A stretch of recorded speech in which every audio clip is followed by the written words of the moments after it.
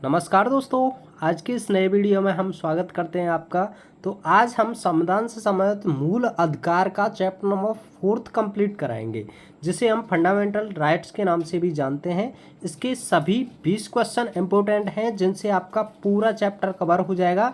तो आइए जान लेते हैं इन सभी 20 क्वेश्चंस के बारे में, जो कि आपके प्रत्येक गवर्नमेंट एग्जाम से संबंधित प्रत्येक प्रतियोगी परीक्षाओं में या तो पूछे गए हैं या ये पूछे जा सकते हैं। तो चलिए शुरू करते हैं हम क्वेश्चन नंबर फर्स्ट से। भारतीय संविधान में कुल कितने मौलिक अधिकार हैं? तो भारतीय संविधान में जो कुल मौलिक अधिकारों की संख्या है वह है आपकी यहाँ पे 6। कितनी है आपकी? कुल मौलिक अधिकार कितने हैं आपके? 6 मौलिक अधिकार हैं।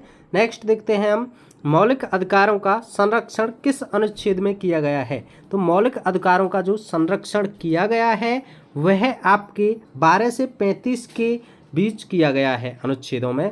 नेक्स्ट देखते हैं, मौलिक अधिकारों में से कौन सा अधिकार नागरिकों को अदालत में जाने का अधिकार देता है? समानता का अधिकार, स्वतंत्रता का अधिकार, संवैधानिक उपचार का अधिकार या सांस्कृतिक एवं शैक्षिक अधिकार? तो आपको ऑप्शन से ही यहाँ नजर आ चुका होगा, संवैधानिक उपचार का अधिकार। नेक्स्ट क्वेश्चन देखते हैं, मौलिक अधिकारों में कौन सा अधिकार धार्मिक स्वतंत्रता प्रदान करता है? अनुच्छेद 14, अनुच्छेद 19, अनुच्छेद 25, अनुच्छेद 32। तो इसका राइट आंसर हो जाएगा अनुच्छेद 25। यहाँ पे कौन सा? अनुच्छेद 25 आपको मौलिक अधिकारों में अधिकार धार्मिक स्वतंत्रता का देता है। ओके, नेक्स्ट क्वेश्चन है, अनुच्छेद 21 में किस अधिकार का उल्लेख है? तो जो आपका आर्टिकल 21 है, इसमें किस अधिकार का उल्लेख किया गया है? जीवन का अधिकार, स्वतंत्रता का अधिकार, समानता का अधिकार, धार्मिक स्वतंत्रता। तो इसका राइट आंसर हो जाएगा आपका जीवन का अधिकार। आर्टिकल 21 में क्या दिया गया है? जीवन जीने का अधिकार। ओके, नेक्स्ट क्वेश्चन है, मौलिक अधिकारों में से कौन सा अधिकार शिक्षा का अधिकार प्रदान करता है? यानी कि इनमें से कौन सा आर्टिकल आपके मौलिक अधिकारों में शिक्षा के अधिकार से संबंधित है? तो इसका जो राइट आंसर हो जाएगा वो अनुच्छेद 29। ओके, कौन सा? आर्टिकल 29। नेक्स्ट क्वेश्चन है, मौलिक अधिकारों को संशोधित करना किस प्रकार का संशोधन है? आसान, कठिन, असंभव, आंशिक रूप से आसान। तो इसका राइट आंसर हो जाएगा ऑप्शन नंबर बी, यानी कि बहुत कठिन है। नेक्स्ट क्वेश्चन है, अनुच्छेद 19 में कितने स्वतंत्रता दी गई हैं? तो अनुच्छेद जो 29 है आपका किस तरह की जो स्वतंत्रता दी गई है जीने के अधिकार से संबंधित? तो आपका इसमें right answer option number B हो जाएगा, 6 स्वतंत्रताएं दी गई हैं। नेक्स्ट है, मौलिक अधिकारों का उल्लंघन किसके खिलाफ कार्यवाही का कारण बनता है? राज्य, नागरिक, दोनों या इनमें से कोई नहीं? तो इसका right answer option number A हो जाएगा, राज्य का। ओके, नेक्स्ट है, मौलिक अधिकारों की सुरक्षा के लिए कौन सा अनुच्छेद सबसे महत्वपूर्ण है? मौलिक अधिकारों की सुरक्षा के लिए इनमें से कौन सा अनुच्छेद सबसे ज़्यादा महत्वपूर्ण है? तो वह है आपका अनुच्छेद 32। ओके, चलिए नेक्स्ट देखते हैं, अनुच्छेद 14 का मुख्य उद्देश्य क्या है? जो आर्टिकल 14 है आपका, उसका मुख्य उद्देश्य है क्या? जीवन का अधिकार, समानता का अधिकार, स्वतंत्रता का अधिकार या धार्मिक स्वतंत्रता? तो आपको बता दें, जो समानता का अधिकार है वह आपका आर्टिकल 14 के अंतर्गत बताया गया है इसमें। नेक्स्ट क्वेश्चन देखते हैं, मौलिक अधिकारों का उल्लंघन होने पर सबसे पहले किससे संपर्क किया जाता है? पुलिस, न्यायपालिका, संसद या राष्ट्रपति? तो आप मौलिक अधिकारों का उल्लंघन होने पर सबसे पहले किससे संपर्क करेंगे? तो आपको बता दें, सबसे पहले आप जाएंगे न्यायपालिका में। ओके, नेक्स्ट देखते हैं, मौलिक अधिकारों में से कौन सा अधिकार संपत्ति के अधिकार से संबंधित है?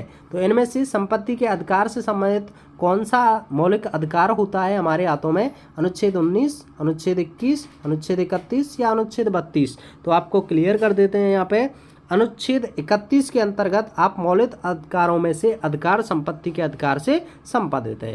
नेक्स्ट क्वेश्चन है, मौलिक अधिकारों का संरक्षण किसके द्वारा किया जाता है? तो मौलिक अधिकारों का जो संरक्षण किया जाता है वह आपका न्यायपालिका के द्वारा किया जाता है।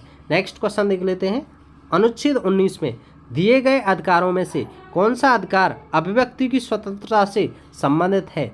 बोलने का अधिकार, धर्म का अधिकार, शिक्षा का अधिकार, संपत्ति का अधिकार? तो इसका राइट आंसर हो जाएगा बोलने का अधिकार, ऑप्शन नंबर ए। नेक्स्ट है मौलिक अधिकारों को सीमित करने के लिए कौन सी शर्तें निर्धारित की गई हैं? सार्वजनिक हित, नैतिकता, सार्वजनिक सुरक्षा या उपरोक्त सभी। तो इसका राइट आंसर हो जाएगा उपरोक्त सभी, यानी कि ये तीनों तरह की हैं। नेक्स्ट क्वेश्चन है इसमें अनुच्छेद 32 का क्या महत्व होता है? तो अनुच्छेद 32 के बारे में आपको कंप्लीट बता देते हैं। जो मौलिक अधिकारों की रक्षा का उपाय होता है वह हमारे आर्टिकल 32 के अंतर्गत होता है। Option number B is right.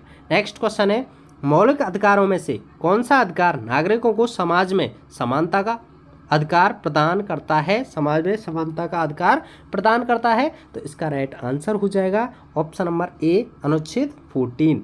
Next question है मौलिक अधिकारों में से कौन सा अधिकार व्यक्तिगत स्वतंत्रता को सुनिश्चित करता है? तो इसका राइट आंसर हो जाएगा आपका ऑप्शन नंबर सी यानी कि 21, आर्टिकल नंबर 21। इससे पहले बेटा हम 3 चैप्टर को कंप्लीट कर चुके हैं और अगर आप सभी चैप्टर जितने भी इसके मोस्ट इंपोर्टेंट चैप्टर हैं संविधान से संबंधित, केवल हमने 20 क्वेश्चनों के अंतर्गत सभी क्वेश्चंस को कवर किया है। यदि आपने नहीं देखा है तो चैनल की प्लेलिस्ट में जाइए और वहां से देख लीजिए। और आपके लिए एक और महत्वपूर्ण सूचना यह है, यदि आप इस वीडियो की PDF पाना चाहते हैं तो आप हमारे टेलीग्राम चैनल से जुड़ सकते हैं। उसमें हमने PDF को फ्री ऑफ कॉस्ट डाल रखा है, कोई भी पैसा नहीं है, तो आप वहाँ से जाकर ये PDF प्राप्त कर सकते हैं। अब आपके लिए एक लास्ट क्वेश्चन है, मौलिक अधिकारों का उल्लंघन होने पर नागरिक क्या कर सकते हैं? सरकार को नोटिस भेज सकते हैं, अदालत में याचिका दायर कर सकते हैं, पुलिस में शिकायत दर्ज करा सकते हैं या कोई कार्रवाई नहीं कर सकते हैं। तो मौलिक अधिकारों का उल्लंघन होने पर नागरिक जो कर सकता है वह आपको कमेंट में करके बताना है। कमेंट में बताना है कि इसका राइट आंसर क्या होना चाहिए। और यदि आपने हमारे चैनल को सब्सक्राइब नहीं किया है तो चैनल को सब्सक्राइब करें और अगर हो सके तो अपने फ्रेंड के लिए हमारी वीडियो को शेयर करें। तो मिलते हैं एक और नए वीडियो में जिसमें हम मूल कर्तव्य के बारे में बात करेंगे, फंडामेंटल ड्यूटीज। इसके भी हम टॉप 20 क्वेश्चंस को कवर कराएंगे केवल। और ठीक है, अब मिलते हैं हम नेक्स्ट वीडियो में। Thanks for watching. जय हिंद, जय भारत।